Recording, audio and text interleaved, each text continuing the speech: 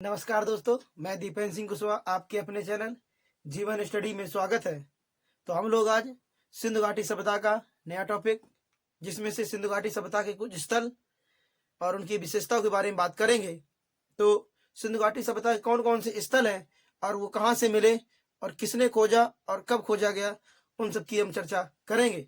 तो जो लोग इस वीडियो पर इस चैनल पर नए हैं वो लोग चैनल को सब्सक्राइब कर दें और बेल आइकन को जरूर दबाएं, जिससे समय समय पर उनको नोटिफिकेशन मिल सके।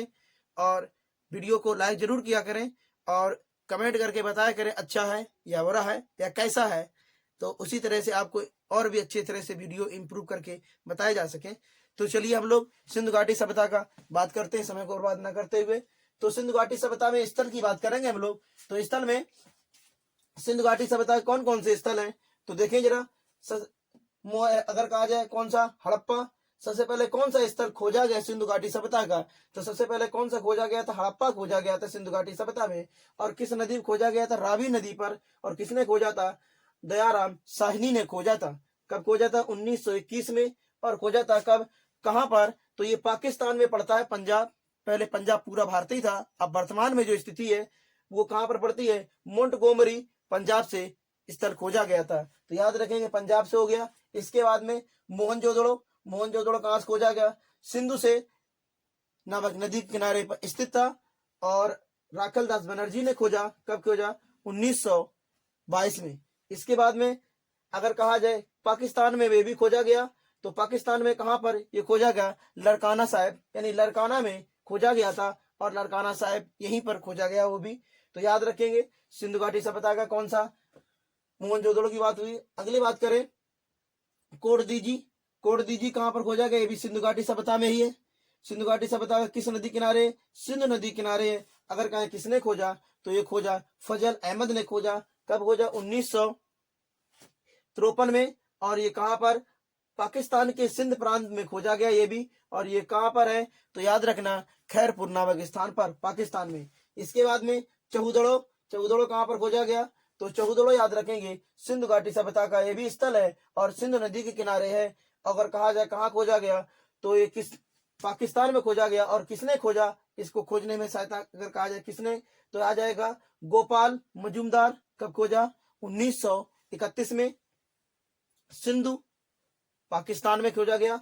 इसके बाद अगर कहें सुतका गेंडोर, तो ये सुतका गेंडोर कहाँ खोजा गया है, सुतका गेंडोर खोजा गया है पाकिस्तान में ही है। और ये किस नदी के, दासक नदी किनारे है। किसने खोजा है, ए स्टाइल ने खोजा है।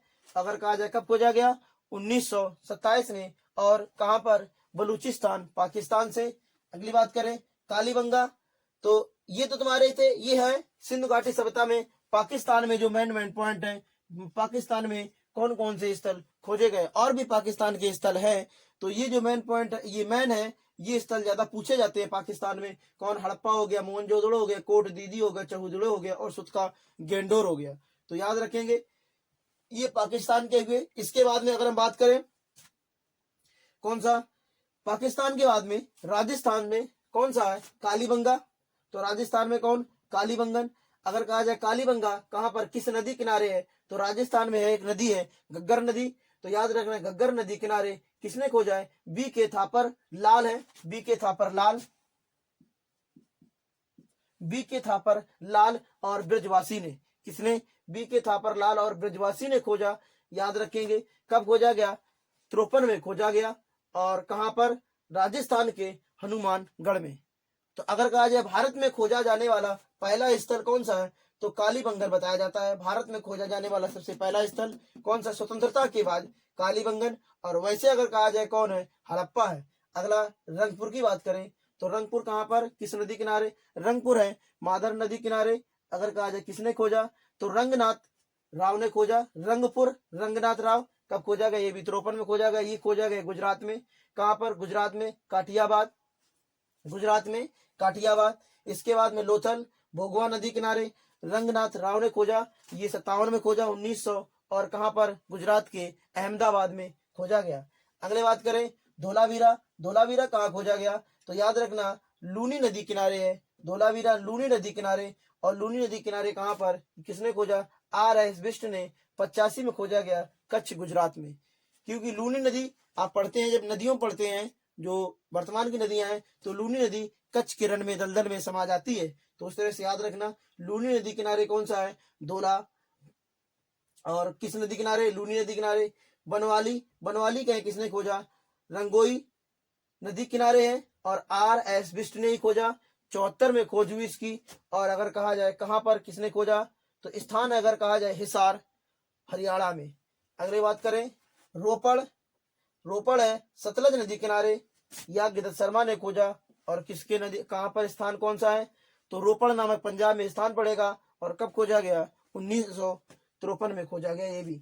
अगर कहा जाए आलमगीरपुर, उत्तर प्रदेश में पड़ता है, ये हिंडन नदी किनारे है, और यज्ञदत्त शर्मा ने ही खोजा।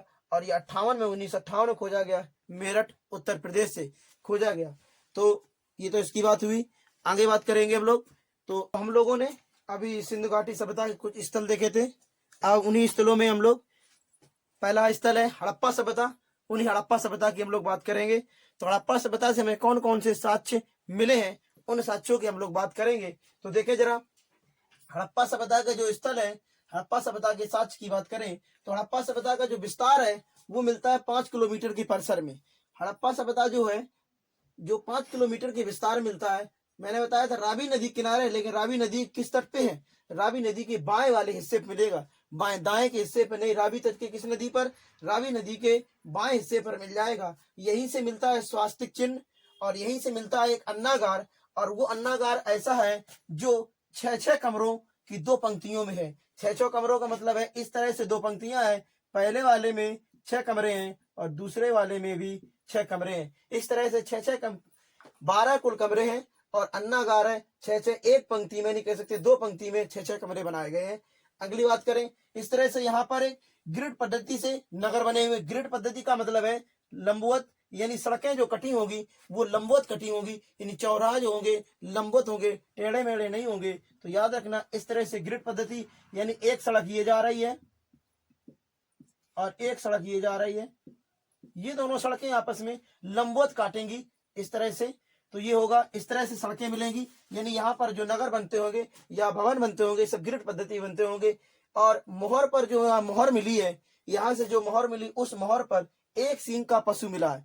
एक सींग का जो पशु मिला है उसके साक्ष्य कहाँ से मिले हमें, हड़प्पा से मिले हैं। इसके बाद में यहाँ से R37 नामक एक कब्र मिली है। R37 नामक एक कब्र मिली है। उस कब्र में कितनी, 57 कब्रें मिली हैं। इस नाम की एक कब्र है, उसमें से इतनी कब्रें मिली हुई हैं, याद रखना। इसके बाद में F टीले पर, यानी एक वहां पर ऊंचाई पर टीला बना गया और उसका नाम रखा गया F टीला। और उस टीले पर 15 श्रमिक बस्तियां मिली हैं। 15 श्रमिक बस्तियों का मतलब है वहां पर श्रमिक बस्तियां जो मिली हैं, उन बस्तियों में से 7 जो बस्तियां हैं उत्तर में हैं, और इसके बाद 8 जो बस्तियां हैं इसके दक्षिण में हैं। तो सिंधु घाटी इसकी सभ्यता, हड़प्पा सभ्यता में जो 7 बस्तियां उसमें उत्तर मिली हैं, इसके बाद 8 बस्तियां उसके दक्षिण मिली हैं। यहाँ के जो 100 होते थे, यानी मृत्यु जो शरीर हो जाता था, उस मृत्यु के शरीर को बाद में जब स्थिति पर लेटाते हैं तो उसमें उत्तर दिशा में सिर करते हैं और पैर को दक्षिण दिशा में करके लिटाया जाता था। जो वर्तमान स्थिति में ऐसा ही होता है हम लोगों के यहाँ पे हिंदू परंपरा में। तो याद रखना, 100 को उत्तर में सिर रखा जाता है, उत्तर में सिर रखा जाता है, दक्षिण में पैर को रखा जाता है। इसके बाद आगे बात करें, 5 लरियों वाला हार मिला है। एक यहाँ से 5 लरी का हार मिला हुआ है, और यहाँ पर जो महिला के गर्भ से एक वृक्ष उत्पन्न होता हुआ दिखाया गया चित्र में। उत्पन्न महिला के गर्भ से उत्पन्न होता हुआ चित्र दिखाया गया है। यहाँ पर पतली गर्दन वाले बड़े आकार के घड़े मिलते थे, जो पतली गर्दन वाले जिसे हम लोग सुराही बोलते हैं, पतली गर्दन वाले बड़े आकार के घड़े मिले हैं। यहाँ पर एक सुरक्षा दुर्ग मिला है, सुरक्षा दुर्ग मिला है, और उस सुरक्षा दुर्ग को व्यूलर ने नाम दिया है माउंट एबी। क्या नाम दिया है, उस सुरक्षा दुर्ग का नाम दिया है व्यूलर ने माउंट एबी नाम रखा गया है। इसके बाद में लाल रंग के बर्तन लाल रंग के होते थे, लेकिन उसमें काले रंग की चित्रकारी दर्शाई गई है। ये सब कहां से मिला, हमें हड़प्पा से मिला है। इसके बाद तांबे की बनी एक इक्का गाड़ी मिली है, तांबे से बनी हुई एक इक्का गाड़ी मिली है, और तांबे से बना हुआ एक दर्पण मिला है। तो हम याद रखना, ये चीजें हड़प्पा सभ्यता की बात हुई। अगला हम बात करेंगे मोहनजोदड़ो की। तो मोहनजोदड़ो की देखें तो उन्हीं में जो मोहनजोदड़ो है सिंधु घाटी सभ्यता का सबसे बड़ा नगर माना जाता है, सबसे बड़ा नगर है, याद रखना, सिंधु घाटी सभ्यता का सबसे बड़ा नगर और सबसे ज्यादा जनसंख्या इसी में, सबसे बड़ा नगर, जनसंख्या भी इसी में रहती होगी, तो सबसे ज्यादा नगर क्षेत्रफल की दृष्टि से सबसे बड़ा नगर है। और अगर कहें तो जनसंख्या की दृष्टि से सबसे बड़ा नगर ये भी हो गया। अगर कहा जाए जो भी चीजें बड़ी बड़ी मिलती हैं सब मोहनजोदड़ो में ही मिलेगी, कितनी बड़ी बड़ी चीजें देखेंगे।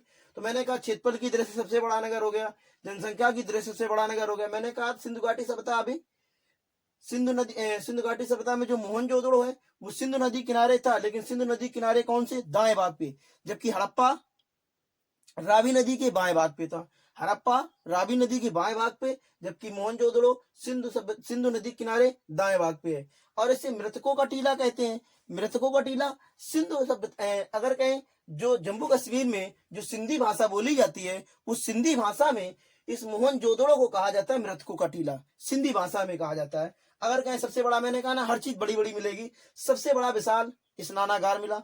जो सबसे बड़ा विशाल स्नानागार मिला उसमें जो हम लोग नहाने के लिए, जब वो लोग नहाने के लिए उतरा करते थे, जब वो लोग नहाते थे तो नहाने के लिए सीढ़ियां हुआ करती थी। उन सीढ़ियों में अगर कहा जाए उनकी दिशा क्या थी तो ये उत्तर से दक्षिण में सीढ़ियां बनी थी। इस तरह से अगर हम कहें, इस तरह से उत्तर से दक्षिण में सीढ़ियां बनी हुई थी। इस तरह से बड़ी बड़ी सीढ़ियां उत्तर से दक्षिण के क्रम में बनी होगी सीढ़ियां। इस तरह सीढ़ियां उत्तर से दक्षिण में उतरते हुए क्रम में बनी होगी। तो याद रखना, तो क्या उत्तर से दक्षिण क्रम में सीढ़ियां। और जो ये स्नानागार बना था ये पक्की ईंटों का बना था। किसका बना था, पक्की ईंटों का बना था। अभी हम लोग देखेंगे जो ये ईंटें थी, ये देखें नीचे सबसे लिखा है सबसे बड़ी ईंट, जो सबसे बड़ी ईंट का आकार है ये बहुत कम आता है, याद रखें 51, 26 और 6, ये आयताकार मिलेगा क्योंकि क्षेत्रफल के रूप में है। अगर कहा जाए जो क्वेश्चन आता है वो आकार पूछता है किस रेशियो में ईंट लंबाई चौड़ाई और ऊंचाई का था, वो 4:2:1 में आता है ईंटों का, 4:2:1 में आता है ईंटों का। तो सामान्य ईंटें जो पक्की ईंटें बनी होती थी वो किसमें 4:2:1 में। जो सबसे छोटी ईंट मिली है वो 5:2:1 में मिली है। सबसे छोटी ईंट जो मिली है 5:2:1 में मिली हुई है, याद रखेंगे। अगर कहे पक्की ईंटों का, फिर मैंने कहा सबसे बड़ा अन्नागार भी मिला। हड़प्पा में ही मैंने बताया था अन्नागार, वो 12 कमरों का बनाया था, बताया था मैंने 6-6। तो अगर कहा जाए यहाँ पर क्या सबसे बड़ा अन्नागार है, और सबसे बड़ा अन्नागार और सिंधु घाटी सभ्यता की सबसे बड़ी इमारत बोली जाती है। हड़प्पा सभ्यता मिली है, सिंधु घाटी सभ्यता की सबसे बड़ी इमारत कौन सी है, अन्नागार वाली। तो याद रखेंगे। अगले बात करें अगर हम लोग तो इसमें कौन सा आएगा, भवन। अगर कहें भवन, यहाँ पर कैसा भवन वर्गाकार बनाए जाते थे, जो कैसा भवन, सभा वाला भवन। सभा भवन जो हुआ करता था वो वर्गाकार हुआ करता था, 27:27 के रेशियो में वर्गाकार में हुआ करता था। अगर कहें पुरोहित आवास, जो पुरोहित हुआ करते थे उनके लिए आवास हुआ करता था, उस आवास की बात करें तो पुरोहित आवास एक होता था। इसके बाद घोड़े की मृण मूर्ति, यानी घोड़े के मरे हुए घोड़े की एक मूर्ति बनाई गई थी, और वो मूर्ति मिलती है, और वो मूर्ति शेर खड़ी की बनी है। किसकी, वो मूर्ति किसकी बनी है, किस पद्धति, वो मूर्ति सैल खड़ी की बनी हुई है, याद रखना सैल खड़ी की बनी हुई है। और उसमें कौन सी पद्धति उपयोग की गई थी, तो याद रखना चिकोटी पद्धति। कौन सी मूर्ति में जो घोड़ा था, घोड़े की जो मृण मूर्ति थी उसमें कौन सी पद्धति आती है, याद रखना चिकोटी पद्धति। अगला शेरखड़ी हो गई। अगला बात करें मोहनजोदड़ो और हड़प्पा के बीच में, दोनों ही पास पास ज्यादा थे या दूर नहीं थे, तो याद रखें मोहनजोदड़ो और हड़प्पा के बीच में जो कितना फासला मिलता है वो 482 किलोमीटर का फासला मिलता है। कितना मिलता है, 482 किलोमीटर का फासला मिलता है। याद रखना किसके, मोहनजोदड़ो हड़प्पा के बीच में किलोमीटर का फासला है। अगर कहें इन दोनों को जुड़वा राजधानी किसने कहा है, तो जुड़वा राजधानी कहा है किसने, पिंगट ने कहा है। पिंगट के अनुसार हड़प्पा और मोहनजोदड़ो को जुड़वा राजधानी कहा गया है। इसके बाद में यहाँ पर एक मोहर पर पुरुष देवता का चित्र मिलता है। वैसे तो सिंधु घाटी सभ्यता मात्र सत्तात्मक है, लेकिन यहाँ पर एक पुरुष देवता का चित्र मिलता है मोहर पर, जिसे वर्तमान में जो कहा जाता है शिव का प्राचीन रूप पशुपति महादेव का माना जाता है। यानी शिव का प्राचीन रूप जो है पशुपति महादेव के रूप में माना जाता है। वो इस तरह से सिक्का के रूप में मिलता है। बीच में योगी के आसन में कोई पुरुष बैठा हुआ है, यहाँ पर योग मुद्रा के आसन में कोई पुरुष है, उसके अगर कहा जाए उस पुरुष के बाएं वाले इस वाले हिस्से पर गेंडा और भैंस है, और इधर अगर कहें तो कौन से दो मिलते हैं, तो याद रखेंगे व्यास यानी व्याघ्र, क्या मिलेगा व्याघ्र, और हाथी का चित्र मिलता है। उसके नीचे क्या मिलता है, 2 हिरण, और ऊपर क्या मिलता है, त्रिशूल का चित्र मिलता है। याद रखेंगे इस तरह से। और अगर कहा जाए यह मुद्रा किससे बनी हुई है, तो यह मुद्रा सेल खड़ी से बनी हुई है। यह मोहर किससे बनी हुई है, यह मोहर भी सेल खड़ी से बनाई गई है। आगे बात करें, यह सबसे यहाँ पर एक रोग फैला, मलेरिया रोग। तो मलेरिया रोग के साक्ष्य कहां से मिले हैं, मलेरिया रोग के अगर कह दिया जाए हड़प्पा सभ्यता में मलेरिया रोग के साक्ष्य में कहां से मिले हैं, सिंधु घाटी सभ्यता में, या उसे उसी तो सिंधु घाटी गए उसी हड़प्पा सभ्यता कह सकते हैं, कुछ भी क्वेश्चन कह सकता है। कहां से मिले हैं, तो याद रखना मोहनजोदड़ो से मिले हैं क्या, मलेरिया के रोग, यानी मलेरिया रोग के साक्ष्य कहां से मिले हैं, सिंधु घाटी सभ्यता में। तो याद रखना मोहनजोदड़ो से। अगर बात करें यहाँ से एक नटराज की मूर्ति मिली है। नटराज की जो मूर्ति मिली है, ये नटराज की मूर्ति कांस्य से बनी हुई है। कांस्य से बनी हुई नटराज की मूर्ति है। और याद रखना इनके बाएं हाथ पे, इस मूर्ति के बाएं हाथ जो है पूरा चूड़ियों से भरा हुआ दिखाया गया है, पूरा चूड़ियों से भरा हुआ दिखाया गया है, याद रखना। तो और अगर कहें ये कौन सी विधि से बना है, तो ये बनाएगी कास्टिंग शैली से। कौन सी शैली लगाई इसमें, कास्टिंग शैली। जबकि मैंने यहाँ पर घोड़ों की जो मृण मूर्ति थी वो कौन सी थी, चिकोटी पद्धति से सेल खड़ी से बनाई गई, जबकि ये किससे बनाई गई, ये कांस्य से बनाई गई है।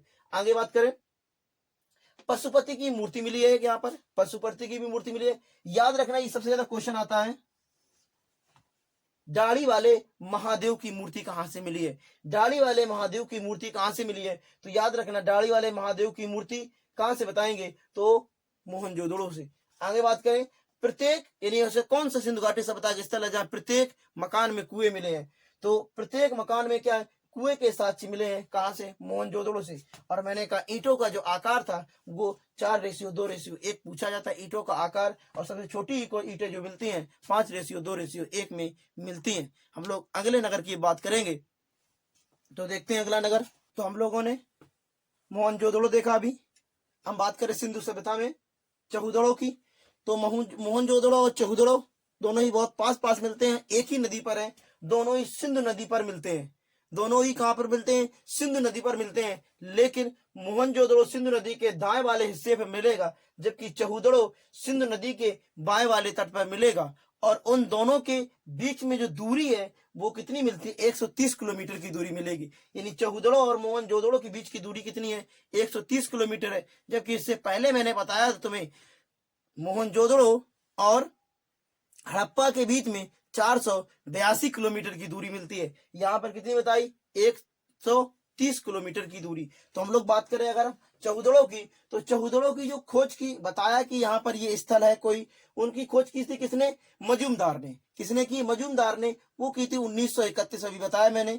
और अगर कहें इसका उत्खनन किसने शुरू किया, इसका उत्खनन शुरू हुआ था 1935 में। किसने करवाया था, मैके ने करवाया। मैके के नेतृत्व में उत्खनन शुरू हुआ। तो मैंने अभी बात की सिंधु नदी के बाएं तट पे मिल जाएगा, सिंधु नदी के चहुदड़ो कहां पर मिल जाएगा, बाएं तट पे मिल जाएगा। उन दोनों के बीच की दूरी कितनी होगी, 130 किलोमीटर की होगी। अगर कहें यहाँ पर मनके बनाने कारखाने सबसे ज्यादा मिले, मनके बनाने कारखाने, जो मनके यानी खिलौने बनाए जाते थे वो बेलनाकार हुआ करते थे। और दवात बनाने के कारखाने, किसके, दवात बनाने के कारखाने मिले हैं, याद रखना। इसके बाद यहाँ 4 पहिए वाली गाड़ी मिली है, 4 पहिए वाली गाड़ी मिली है। इसके बाद में यहाँ पर क्या वो 4 पहिए वाली गाड़ी। इसके बाद वक्राकार ईंटें, सबसे ज्यादा क्वेश्चन पूछा जाता है वक्राकार ईंटें किस स्थान पर मिलती हैं, तो चहुदड़ो पर वक्राकार ईंटें मिलेगी। यहाँ पर गोल भी ईंटें मिली हुई हैं।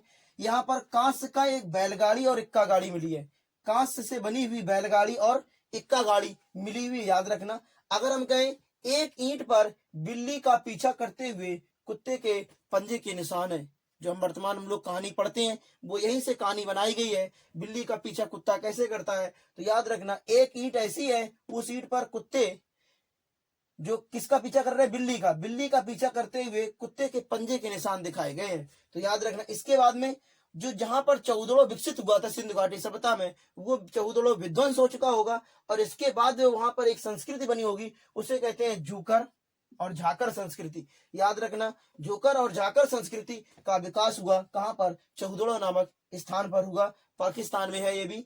आगे बात करें यहाँ पर, इसके बाद में जो चहुदड़ो से और क्या मिला, चहुदड़ो से लिपस्टिक, कंगा, उस्तरा और काजल, इन सब चीजों का जितने भी श्रृंगार वाली चीजें हैं वो सब यहीं से मिलती हैं। इसके बाद यहाँ पर सिक्के जो आते हैं, यहाँ की जो सिक्कों पर 3 घड़ियाल और 2 मछलियों के चित्र मिलते हैं। इसका मतलब सिक्कों पर क्या मिलता है, 3 घड़ियाल के चित्र और 2 मछलियों के चित्र मिलते हैं। और यहाँ से इसके बाद में जो मिट्टी की पकी यानी मिट्टी की पकी हुई जो ईंटें होती थी, उसी तरह से मिट्टी की पकी हुई पाइप नुमा नालियां बनाई गई।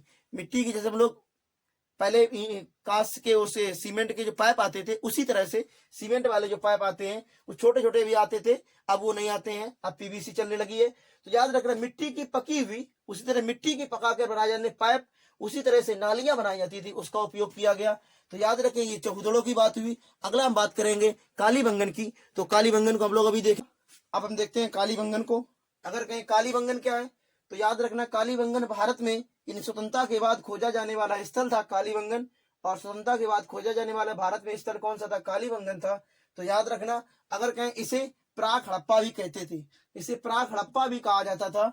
और अगर कहें ये किस नदी पर है, घग्गर नदी पे, घग्गर नदी के बाएं तट पर है। घग्गर नदी के बाएं तट पे, ये बाएं दाएं याद रखना, घग्गर नदी के बाएं तट पे याद रखना काली चूड़ियां यहाँ से मिली हुई हैं, इसीलिए इसका नाम कालीबंगन भी नाम आया। और यहाँ पर ऊंट की जो हड्डियां हैं, ऊंट की हड्डियों के जो साक्ष्य मिले हैं, यहीं से मिले हैं, ऊंट की हड्डियों के साक्ष्य मिले हैं। इसके बाद में यहाँ से जो मिला है, कच्ची ईंटों का प्रयोग किया गया। यहाँ किस प्रकार की ईंटें, कच्ची ईंटों का प्रयोग किया गया, याद रखना। और वो भी ईंटें, जो कच्ची ईंटें हैं भी, वो नक्काशीदार ईंटें हैं। अगला बात करें, यहाँ पर भूकंप के साक्ष्य मिले हुए हैं, कालीबंगन पे भूकंप के साक्ष्य मिले हुए हैं। और दूसरी बात, यहाँ पे लिंग पूजा के भी साक्ष्य मिले हैं। किसके, लिंग पूजा के साक्ष्य मिले हैं। इसके में जुते हुए खेतों के साक्ष्य मिले हैं। जुते हुए खेतों के साक्ष्य बहुत इंपॉर्टेंट है। अगर कहा जाए जुते हुए खेतों के साक्ष्य है, लेकिन ये किससे जोते गए थे, तो लकड़ी का हल से जोता गया था यहाँ पर खेत। इसके बाद 7 हवन कुंड भी मिलते साक्ष्य मिलते हैं, 7 हवन कुंड बनाए गए। इसके बाद यहाँ पर फसल जो मिलती है, चना और सरसों के साक्ष्य मिले हैं, चना और सरसों के साक्ष्य यहाँ पर मिले हैं।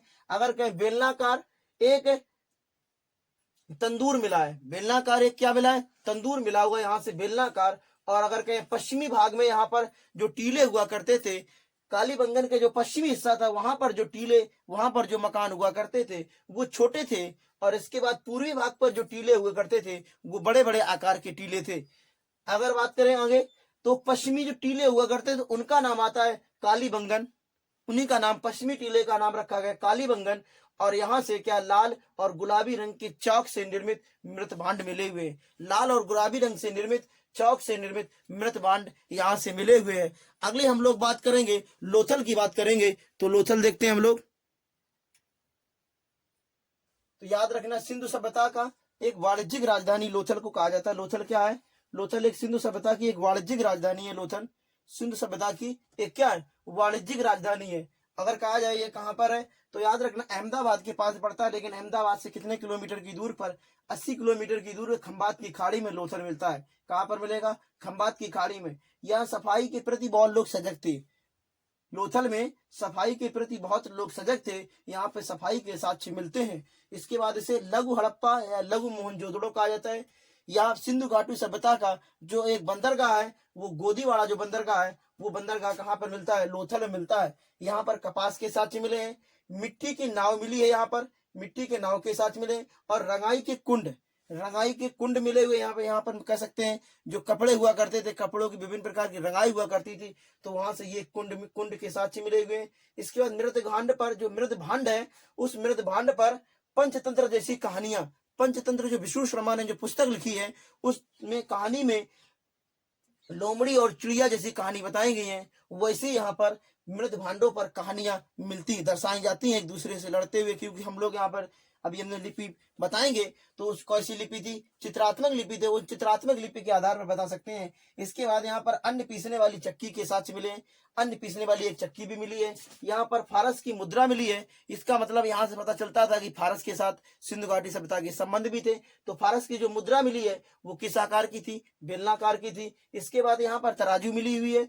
इसके बाद यहाँ पर जो 100 है, एक युगल में मिले, जोड़ों में 100 मिले हुए। जोड़ों में 100 मिलने के कारण यहाँ पर 3 जोड़ा मिलेंगे। कितने जोड़े मिले, 3 जोड़े मिले, याद रखना। यहां से कितने जोड़े मिले, 3 जोड़े मिले। इस कारण इसे मृतकों का नगर कहते हैं। मृतकों का नगर कहते हैं तो लोथल को कहते हैं, लेकिन मृतकों का टीला कहते हैं तो याद रखना मोहनजोदड़ो को कहते हैं।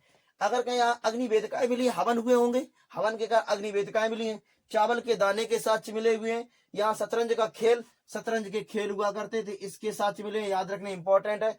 दांत, जो हाथी का दांत हुआ करता तो उससे बनाए गए स्केल के साथ मिले हैं।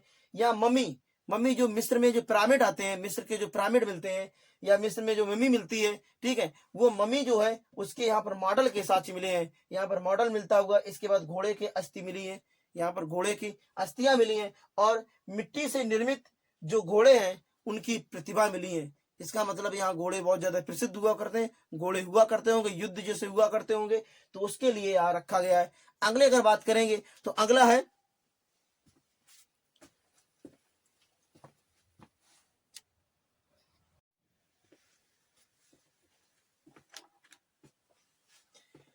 तो हम लोगों ने लोथल देखा, लोथल के बाद देखते हैं धोलावीरा, गुजरात वाला। धोलावीरा गुजरात में यहाँ से क्या क्या मिला है, और इसके बाद में बनावली से क्या क्या मिला है। ये 3-4 स्थल जो है इन्हीं स्थलों से अधिक आता है। तो हम धोलावीरा की बात करें, धोलावीरा से मिला है विशाल जलाशय मिला है, यहाँ से विशाल जलाशय के भंडार मिले हैं। यहाँ से नेवले की एक पत्थर की मूर्ति मिली हुई है।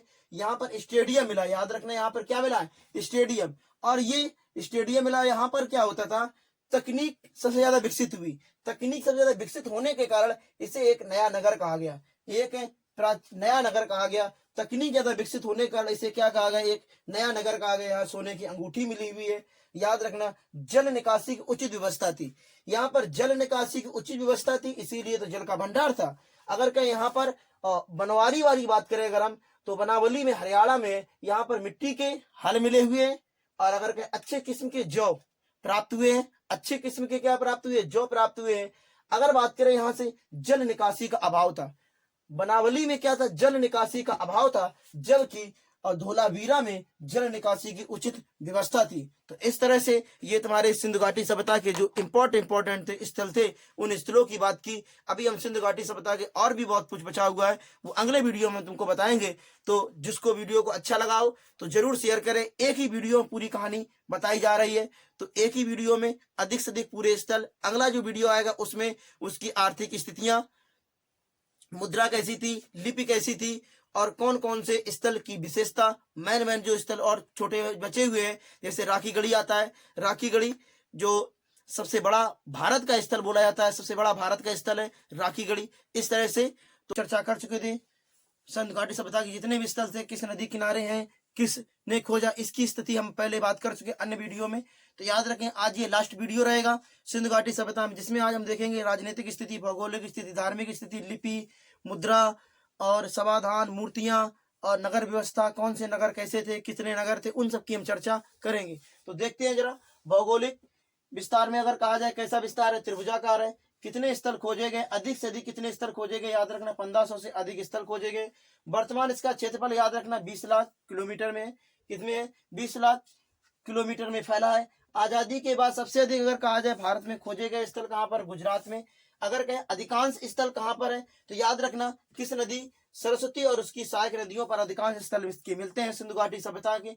अगर कहा जाए दूसरा क्षेत्रफल में, आकार में कौन सबसे बड़ा स्थल है, कौन छोटा है, तो याद रखना यहाँ ट्रिक है महाराधा। महाराधा से याद रखना मोहनजोदड़ो है, हाथ से हड़प्पा है, राधे राखीगढ़ी है, इसके बाद में धोलावीरा है। अगर क्वेश्चन कह दें सिंधु घाटी सभ्यता का सबसे बड़ा स्थल कौन सा है, तो मोहनजोदड़ो है। अगर कह दें भारत का सिंधु घाटी सभ्यता में सबसे बड़ा स्थल है, तो राखीगढ़ी, वही लिख दिया है। भारत का सबसे बड़ा सिंधु घाटी सभ्यता के स्थल राखीगढ़ी। अगर कहे सिंधु घाटी सभ्यता का सबसे बड़ा स्थल कौन सा है, मोहनजोदड़ो है। विस्तार की बात करें कहाँ कहाँ तक विस्तार है, इसका विस्तार चारों दिशाओं में कह सकते हैं। उत्तर में अगर कहा इसका विस्तार लद्दाख में कहाँ तक, मांडा तक है। किस नदी के किनारे, याद रखना चिनाब नदी के दाहिने भाग किस्से पर है। अगर कहे दक्षिणी विस्तार कह दे तो दैमाबाद महाराष्ट्र पड़ेगा। गोदावरी की सहायक नदी है, प्रवरा नदी तक विस्तार है इसका। इसके बाद उत्तरी विस्तार की बात करें तो मैं बात कर ली, दक्षिणी विस्तार की बात की, पूर्वी की बात करें आलमगीर उत्तर प्रदेश हिंडन नदी किनारे है। पश्चिमी विस्तार की बात करें सुतका गैंडोर पाकिस्तान और दासक नदी के किनारे है। तो सिंधु घाटी सभ्यता की बात करें, उसमें से सिंधु घाटी सभ्यता में कौन सी लिपि थी, तो सिंधु घाटी सभ्यता में लिपि थी वो कौन सी थी, भाव चित्रात्मक। सबसे ज्यादा क्वेश्चन यही आता है कि कैसी लिपि थी, तो याद रखना भाव चित्रात्मक। अब थोड़ा अपडेटिंग कह सकते हैं, थोड़ा अपडेट हो गया क्वेश्चन में।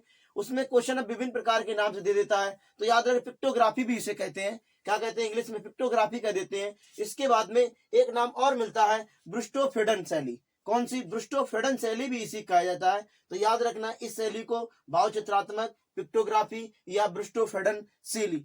ठीक है। अगला, अगर कहें इस लिपि में अब तक के कितने अक्षर मिले हैं, क्योंकि भाव चित्रात्मक है तो चित्र बने होंगे, उन चित्र बने होंगे तो कुछ चित्र ऐसे होंगे जो अक्षर युक्त होंगे।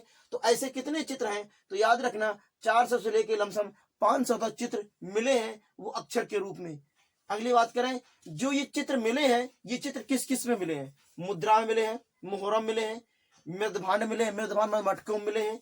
इसके बाद मन के मृदभांड और मटके में थोड़ा अंतर है, एक पतली सुराही की तरह होते हैं, एक थोड़े चौड़े होते हैं। इसके बाद ईंटों पर मिले। लेकिन अगर कहा जाए सबसे ज्यादा जो चित्र मिले हैं वो किस पर मिले हैं, तो याद रखना वो मिले हैं मोहरों पर। किस में मिले हैं?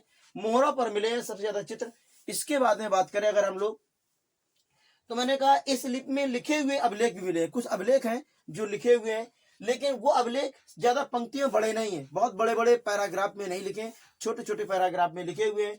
अगर कहा जाए अब तक का प्राप्त अभिलेख सबसे बड़ा कौन सा है? सिंधु घाटी सिंधु घाटी सभ्यता में जो लिपि संबंधित सबसे बड़ा अभिलेख कौन सा प्राप्त हुआ है? तो सबसे बड़ा याद रखना 17 अक्षरों का आकृति वाला अभिलेख मिला हुआ है। 17 अक्षर सबसे बड़ा यही है। अगर कहा यह लिपि किधर से किधर लिखी जाती है, तो याद रखना यह लिखी जाएगी दाएं से बाएं, यानी राइट टू लेफ्ट। किधर से लिखी जाएगी? राइट टू लेफ्ट लिखी जाएगी। याद रखना यह लिपि, जबकि आप समझते होंगे देवनागरी, ब्राह्मणी लिपि, अरामाइक, ये सब लिपियां आगे पढ़ाएंगे तो उनमें भी बताएंगे आपको। और वाट, जो लोग वीडियो को लाइक शेयर नहीं कर रहे हैं भैया, लाइक शेयर करते रहें, ठीक है, अपना काम करते रह करें आप लोग। चलिए आगे देखते हैं। मोहर और वाट की बात करें तो मोहरे और वाट किसके बने थे? याद रखना मोहरों का निर्माण शेरखड़ी से हुआ था, जबकि वाट का निर्माण एक पत्थर था जिसका नाम था चट नामक पत्थर। तो याद रखना चट नामक पत्थर से वाट का निर्माण होता है। जो वाट बनाए जाते थे वो 16, जो माप तौल के लिए वाट उपयोग किए जाते थे वह या तो 16 के होंगे या 16 के गुणज के होंगे, 16 के या 32 के या 64 के, 16 के गुणज में रहेंगे जो भी माप उपयोग करेंगे। जैसे हम लोग 1 किलो करते हैं, 500 ग्राम करते हैं, 600 ग्राम करते हैं, उसी तरह से ऐसा कुछ नहीं है। जैसे कह सकते 16 ग्राम हो गया, फिर 32 ग्राम हो गया, 64 ग्राम, इसी के गुणज में उपयोग करते थे। आगे कहे मापदंड की इकाई प्रणाली क्या थी? तो याद रखना दशमलव प्रणाली थी। कौन सी? दशमलव प्रणाली थी। इसके बाद में अगला क्वेश्चन है, अब तक प्राप्त मोहरें जो मिली है लगभग कितनी मिली है? 2000 से अधिक मोहरें मिली हुई हैं। अगर कहें मोहरों पर चित्र, सबसे ज्यादा इंपॉर्टेंट पॉइंट, मोहरों पर चित्र किसके मिलते थे? तो याद रखना पशुपति के रूप में शिव का मिला चित्र, एक सिंह का पशु मिला है, ठीक है। इसके बाद में गरुड़ का चित्र मिला है, कहां से? हड़प्पा नामक स्थान से। जबकि लिखा है ऊंट, घोड़ा और गाय के चित्र नहीं मिले। क्वेश्चन आता है सिंधु घाटी सभ्यता में निम्नलिखित मोहरों पर किसके चित्र नहीं मिलते? तो याद रखना किसके नहीं मिलेगा? ऊंट, घोड़ा, गाय के चित्र नहीं मिलते हैं। ये तो इसकी बात। अगर कहें मोहरों का आकार कैसा था, तो मोहरों का आकार कैसा है? तो मोहरों का आकार बेलनाकार होता है, वर्गाकार, आयताकार, लेकिन वृत्ताकार। लेकिन सबसे ज्यादा मोहरें किस आकार की मिली हैं? तो याद रखना क्वेश्चन यही आता है, सबसे ज्यादा मोहरें किस आकार की मिली हैं? तो याद रखना वर्गाकार के रूप में मिली है। लेकिन जो बेलनाकार मोहर मिली है वो कहां से मिलती है? याद रखना मोहनजोदड़ो से मिली है। कहां से? मोहनजोदड़ो से। अब नहीं करते, करते जाए भैया, ठीक है। आगे आते हैं, तुम लोगों का दायित्व तो है। व्यापारिक अगर बात करें, व्यापार प्रणाली में देखा जाए तो अगर कहा जाए व्यापार किस तरह से हुआ करता था उसकी बात करें तो व्यापार प्रणाली कैसी थी? वस्तु विनिमय प्रणाली थी। अगर कहा जाए मुख्य व्यवसाय क्या था, तो क्या था? कृषि था। मुख्य उद्योग क्या था? वस्त्र उद्योग। उन वस्त्र उद्योगों में जरा 2 पॉइंट ध्यान सुनना। मोहनजोदड़ो से लाल रंग के कपड़े बनाए जाते थे। मोहनजोदड़ो से जो कपड़े मिले हैं वो अधिक से अधिक लाल रंग के मिले। इससे पहचाना गया कि मोहनजोदड़ो में वस्त्र उद्योग किन कपड़ों का था?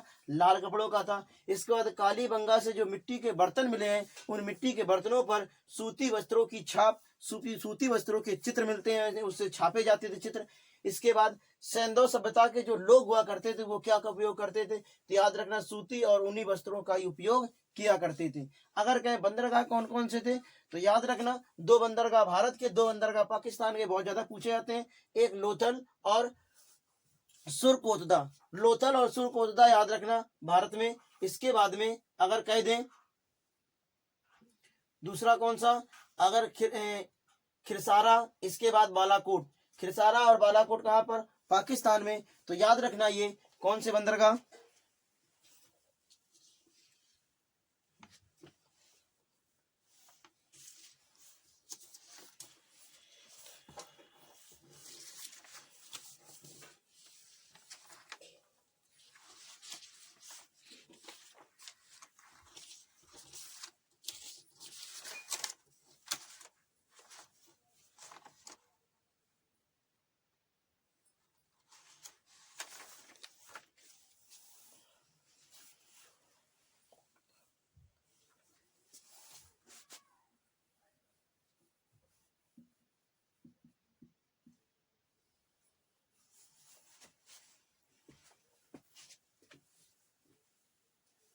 तो बंदरगाह कौन कौन से, तो बंदरगाह याद रखना कौन सा, लोथल है, सुरकोटदा है, इसके बाद है खिरसारा है, इसके बाद बालाकोट। जिसमें से लोथल भारत में एक बंदरगाह मिलेगा, तो याद रखना। इसके बाद सुरकोटदा कहाँ पर मिलेगा, पाकिस्तान में। खिरसारा बंदरगाह कहाँ पर मिलेगा, पाकिस्तान में। इसके बाद बालाकोट बंदरगाह कहाँ पर है, पाकिस्तान में। याद रखना उसमें जो SSC-GD का जो पेपर था, SSC-GD जो 2021 का जो पेपर आया था, उसमें ये क्वेश्चन था, कह रहा था निम्नलिखित में से कौन सा बंदरगाह पाकिस्तान में नहीं है।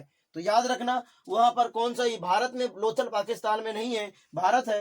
अगर कहा जाए सुरकोटदा, खिरसारा, और यही ऑप्शन दिए थे, याद रखना कहां से, तो इस तरह से बंदरगाह हुए। अगर कहीं विदेशी व्यापार किसके साथ करते सिंधु सभ्यता के लोग, तो ईरान, इराक, बहरीन और मिस्र के साथ व्यापार करते थे। ये साक्ष्य कहाँ से मिलते हैं, अभी हम बताते हैं। ये साक्ष्य अगर कहाँ से मिले, तो मेसोपोटामिया का एक शासक था, मेसोपोटामिया का शासक का नाम याद रखना कौन है, सारगोन। शासक सारगोन का एक अभिलेख प्राप्त हुआ था। उस अभिलेख में इन स्थलों की पहचान बताई गई। जैसे और अभिलेख में एक शब्द मिलता था दिलमान, दिलमान एक शब्द मिलता था, माकन एक शब्द मिलता है, मेलुआ। तो याद रखना कौन सा, दिलमान जो शब्द मिला है उसकी पहचान किससे की गई है, तो याद रखना बहरीन से की गई है। माकन की पहचान किससे की गई है, तो याद रखना मकरान तट से की गई है। अगर कहें मेलुआ की पहचान किससे की गई है, सिंधु सभ्यता, सिंधु क्षेत्र से की गई है। सिंधु नदी के किनारे वाले क्षेत्र को क्या कहा जाता है, इन्होंने बताया था मेलुआ क्षेत्र। तो याद रखना किसके अभिलेखों, मेसोपोटामिया का शासक था जिसका नाम था सारगोन। इन्हीं के अभिलेखों से प्राप्त चला है कि जो सिंधु सभ्यता के लोग थे, ईरान से, इराक से, बहरीन से, मिस्र से व्यापार करते थे। इसके बाद में कौन से, गुड़िया और मनके बनाने के उद्योग, याद रखना चहुदड़ो और लोथल से थे। मनके यहाँ बनाए जाते चहुदड़ो और लोथल से, बाद बाकी चहुदड़ो लोथल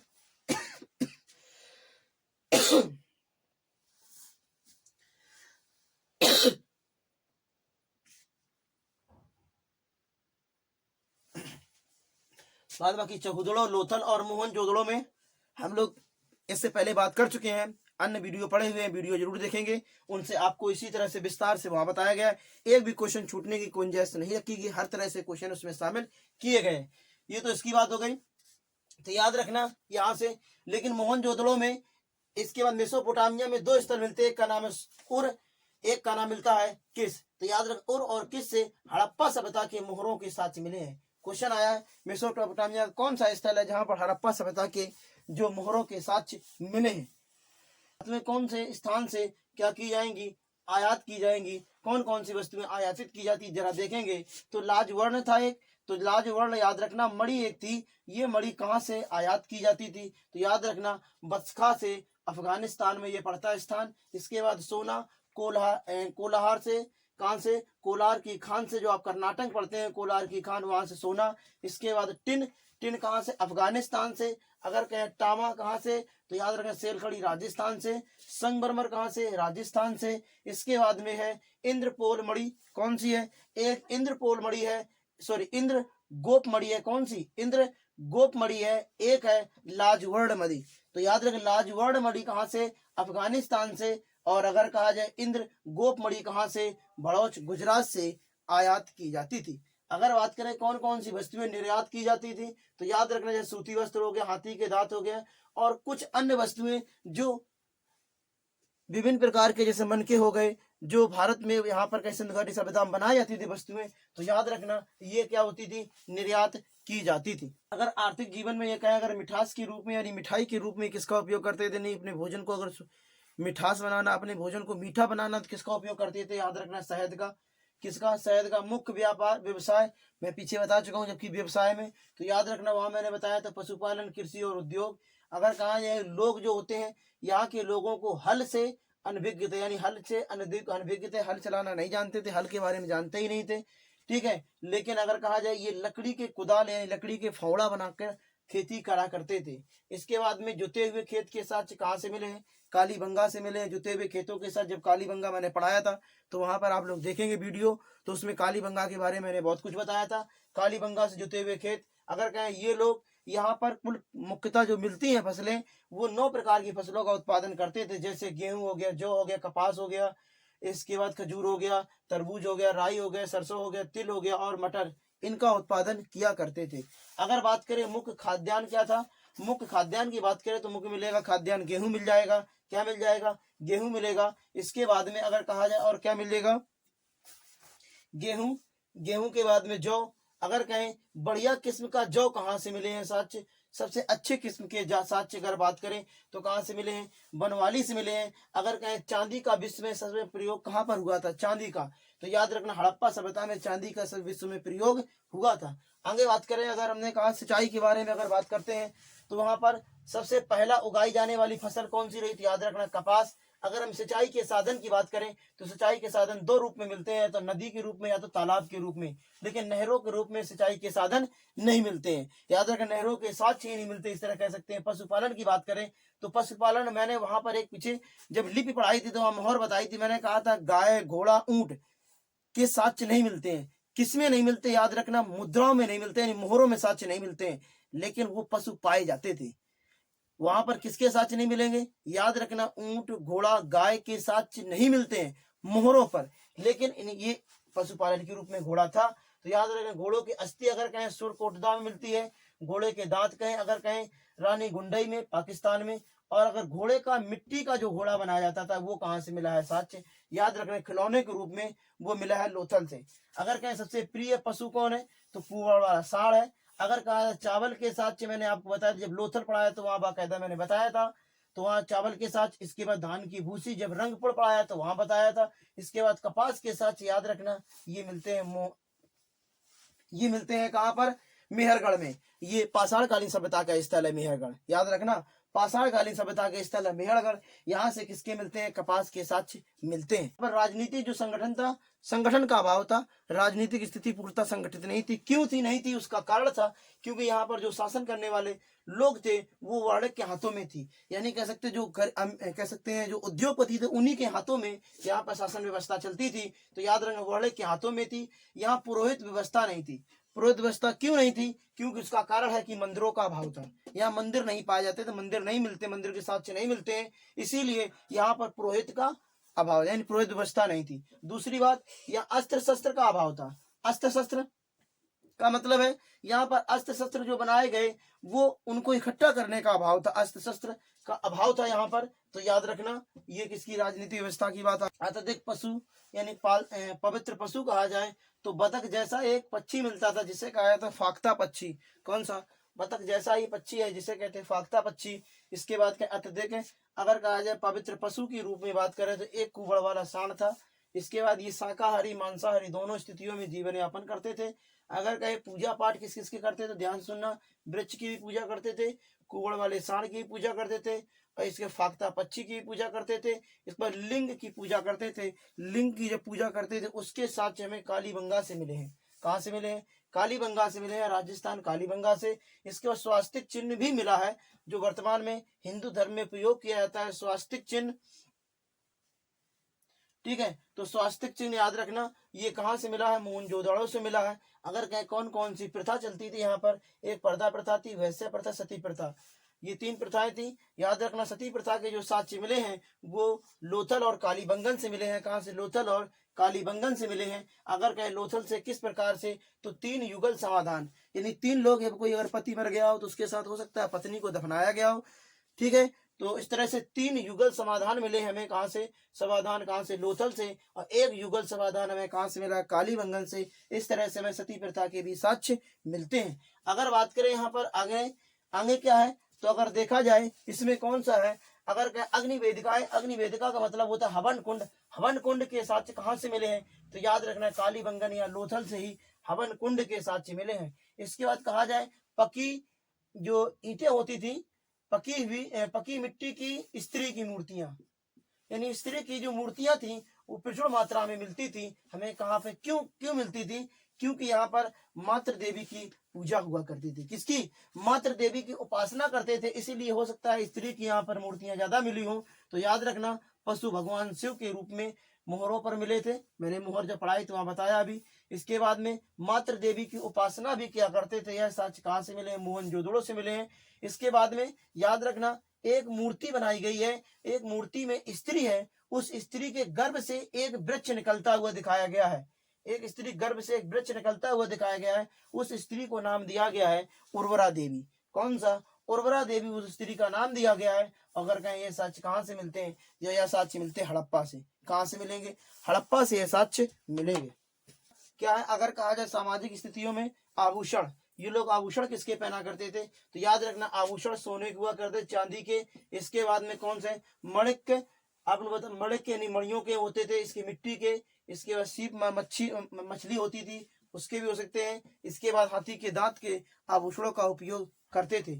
अगर कहें सामाजिक सबसे ज्यादा इंपॉर्टेंट पॉइंट है, याद रखना कौन सा, ये अगर कहा जाए यहाँ का समाज कैसा था, तो समाज मात्र सत्तात्मक था। मात्र सत्तात्मक का मतलब होता है जैसे वर्तमान में जो हमारे देश में या इस समाज चल रहा है, ये पितृ सत्तात्मक है। पितृ सत्तात्मक का मतलब वंश जो चलेगा पिता के नाम से चलेगा, माता के नाम से नहीं चलेगा। लेकिन सिंधु घाटी सभ्यता में जो वंश चलता था वो मात्र सत्तात्मक था। कैसा था, मात्र सत्तात्मक था। उसका रीजन था कि माता देवी की पूजा हुआ करती थी। आगे अगर कहें आभूषणों का उपयोग, तो कौन करते थे आभूषण, जो मैंने कहा ये सब बनेंगे, तो आभूषण पुरुष और महिला दोनों ही किया करते थे। लेकिन अगर यहाँ की सड़क व्यवस्था की बात करें, तो यहाँ सड़कें जो हुआ करती थी आपस में समकोण पर इस तरह से काटा करती थी, एक दूसरे को समकोण पर काटती थी ये सड़कें, तो याद रखना समकोण पर। इसके बाद दरवाजे और खिड़कियां गलियों की तरफ खुलते थे, यानी अंदर, घर के अंदर की ओर ना खुल के, अगर कहें दरवाजे और खिड़कियां किधर, बाहर की ओर खुला करते थे। किसकी ओर खुलेंगे, बाहर की ओर खुला करते थे, याद रखना। इसके बाद आगे आते हैं, आगे लिखा है यहाँ पर, यानी सिंधु घाटी सभ्यता में जल निकास का अच्छा प्रावधान था, व्यवस्था अच्छी थी जल निकास की। लेकिन अपवाद मिलता है कहां पर, तो याद रखना ये क्वेश्चन कई बार आया है, बनावली में जल निकास के साक्ष्य नहीं मिले। याद रखना बनावली में जल निकास जो निकासी है उसके कोई साक्ष्य स्पष्ट नहीं मिले हैं। इसके बाद यहाँ पर पक्की ईंटों का भी प्रयोग होता था, लेकिन याद रखना दो चीजें ध्यान देना, पक्की ईंटों का तो होता था, लेकिन कालीबंगा में कच्ची ईंटों के साक्ष्य मिले हैं। कालीबंगन में किसके, कच्ची ईंटों के। जबकि चहुदड़ों में जो ईंटें मिली हैं वो वक्राकार ईंटों के साक्ष्य मिले हैं। चहुदड़ों में वक्राकार, कालीबंगा में कैसे, कच्ची ईंटों के। लेकिन वैसे मुख्यतः पक्की ईंटों का ही साक्ष्य मिलते हैं, क्योंकि आगे अभी बताएंगे नगर व्यवस्था, क्योंकि ये नगर व्यवस्था क्यों कहलाई उसके ये कारण था। नियोजन व्यवस्था क्या थी सिंधु घाटी सभ्यता में, तो नगर नियोजन व्यवस्था में अगर देखा जाए तो ईंटों का आकार बहुत ज्यादा पूछा गया है।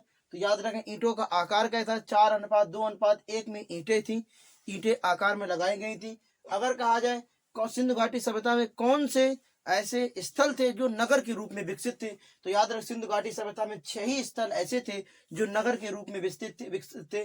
कौन सा, अगर कहा जाए हड़प्पा था, इसके बाद मोहनजोदड़ो है, इसके बाद चहुदड़ो है, लोथल है, कालीबंगा है और बनमाली है।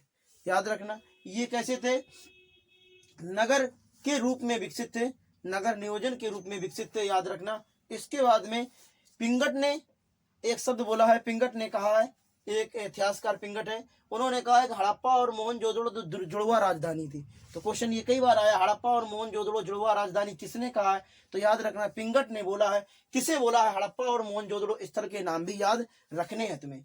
इसके बाद अगर कहा जाए हड़प्पा और मोहनजोदड़ो की बात, ये अगर सिंधु घाटी सभ्यता में जो नगर थे वो किस तरह से, तो 2 भागों में बटे थे, एक पश्चिमी भाग एक पूर्वी भाग। पश्चिमी भाग में जो रहा करते थे वो वर्णिक लोग रहा करते, उद्योगपति लोग रहा करते थे, बड़े बड़े लोग रहा करते थे, ठीक है। बस ये ऊंचाई पर हुआ करते, जैसे बाढ़ तूफान इनका कोई प्रभाव इन पर ना पड़े, ऊंचाई पर बसते थे। ये जो अपने दुर्ग थे, अपने जो महल थे या अपना पूरा एरिया था, उस एरिया को ये एक बॉर्डर से यानी कह सकते हैं दीवालों से दुर्गीकृत कर देते थे। और यहाँ तक कि पूर्वी भाग को दुर्गीकृत नहीं किया जाता था, जिससे इन पर कोई प्रभाव ना पड़े। तो याद रखना पश्चिमी भाग को दुर्गीकृत कर देते थे, पूर्वी भाग को दुर्गीकृत नहीं करते थे। क्यों नहीं करते थे, क्योंकि ये निचले स्तर पर था, यहाँ पर आम जनता रहती थी। याद रखना यहाँ आम जनता रहने के कारण ये दुर्गीकृत नहीं होता था, पश्चिमी भाग दुर्गीकृत होता था। लेकिन एक इसका अपवाद है लोथल एक अपवाद है, लोथल और सुत का गंडोर, लोथल और सुत का गंडोर ऐसे अपवाद है। तो याद रखना यहाँ का पश्चिमी भाग और पूर्वी भाग दोनों ही दुर्गीकृत हुआ करते थे, लेकिन एक साथ, अलग अलग नहीं। अगर कहें पश्चिमी भाग इधर है, पूर्वी भाग इधर है, इन दोनों को एक साथ दुर्ग के रूप में जोड़ देते थे, पूरा एक ही दुर्ग हुआ करता, यानी दोनों ही एक साथ, ना ऊंचा या नीचे, किसी भेदभाव का प्रभाव यहाँ नहीं था। तो याद रखना इस तरह से मैंने क्या कहा, लोथल और सुरकोटदा एकमात्र ऐसा नगर है जिसमें पूर्वी भाग और पश्चिमी भाग दोनों को एक साथ दुर्गीकृत किया गया, दोनों को एक साथ दुर्गीकृत किया गया। इसके बाद मैंने बताया आपको ये 2 भागों में बटा था, लेकिन एक अपवाद है, कौन सा, धोलावीरा। धोलावीरा एक अपवाद है, ये अभी हाल ही में कह सकते हैं एसएससी जो हुआ था पेपर एसएससी जीडी का 2021 में, उसमें ये क्वेश्चन था। उसमें क्वेश्चन था निम्नलिखित में कौन सा नगर है जो तीन सिंधु घाटी सभ्यता का जो 3 भागों में विभाजित है। तो याद रखना कौन सा है, धोलावीरा में 3 भागों में विभाजित है, उत्तर मध्य और निम्न। उत्तर मध्य और निम्न भागों में विभाजित है। अगर कहा जाए फिर मैंने कहा सिंधु घाटी सभ्यता में जो नगर हुआ करते थे वो दुर्ग से, लेकिन एक ऐसा नगर है जो दुर्गीकृत नहीं था। वो कौन सा है, चहुदड़ो है। यह दुर्गीकृत नगर नहीं था, इसके चारों ओर कोई भी दुर्ग नहीं थे। इसके बाद कालीबंगन की बात करें, कालीबंगन में क्या है, दोनों ही भाग दुर्गीकृत थे, यानी पश्चिमी भाग को अलग से दुर्ग बनाया गया था और पूर्वी भाग के लिए अलग से दुर्ग बनाया गया था। इसके लिए आंसर हो जाएगा कालीबंगन। अगर कह दे पश्चिमी और पूर्वी भाग दोनों के लिए एक ही दुर्ग बनाया गया, उसके लिए हो जाएगा लोथल और सुतका गंडोर। और कौन सा दुर्गीकृत नहीं था, वो था चहुदड़ो। अगर कहा जाए धोलावीरा 2 भागों में ना बढ़कर 3 भागों में बांटा गया था। तो याद रखना जो ये 4 पॉइंट नीचे लिखे हैं ये बहुत ही इंपॉर्टेंट है। समाधि स्थल यानी समाधान किस तरह से थे, तो मूर्तियों की बात करें, कुछ मूर्तियों के साक्ष्य मिले हैं। ये जब हमने टॉपिक पढ़ाया तो वहां पे भी हमने बता दिया, फिर भी आपको समझा देते इकट्ठा मूर्ति संबंधित। जब मैंने चहुदड़ो बताया तो वहां बताया था। तो याद रखना कांच से निर्मित बैलगाड़ी जो मिली है वो चहुदड़ो से मिली है, जबकि कांच से निर्मित रथ जो है वो कहाँ से मिले हैं, दैमाबाद से। कहाँ से मिला है, दैमाबाद से मिला। इसके बाद तांबे से निर्मित इक्का गाड़ी कहाँ से मिली, हड़प्पा से। तांबे का दर्पण कहाँ से मिला, हड़प्पा से मिला है। लेकिन धातुओं से निर्मित जो मूर्तियां हुआ करती थी वो जो उसमें कौन सी विधि उपयोग करती थी, उपयोग कौन सी होती थी, तो याद रखना कौन सी, लुप्त मोम विधि। कौन सी, लुप्त मोम विधि का उपयोग करते थे। जो मिट्टी से निर्मित जो मूर्तियां हुआ करती 2 प्रकार से, एक मानव की और पशु और पक्षी की। जो मानव हुआ करती थी वो ठोस मूर्ति हुआ करती थी, लेकिन पशु और पक्षियों की जो मूर्ति हुआ करती थी वो कैसी, खोखली हुआ करती थी। ये तो किसकी मूर्ति की बात हो गई। अगर बात करें समाधान की बात करते हैं, तो समाधान में याद रखना यहाँ से 3 प्रकार के साक्ष्य मिलते हैं कालीबंगन से। क्वेश्चन पूछे कालीबंगन से किस किस के साक्ष्य मिलते हैं, तो याद रखना दाह संस्कार के जलाने के भी, आंशिक शवन के भी और पूर्ण समाधान के भी साक्ष्य कहाँ से मिलते हैं, तो याद रखना कालीबंगन से मिलते हैं। इसकी बात करें युगम समाधि कहाँ पर मिली है, यानी जुड़वे की समाधि कहाँ पर मिली है, लोथल और कालीबंगन से।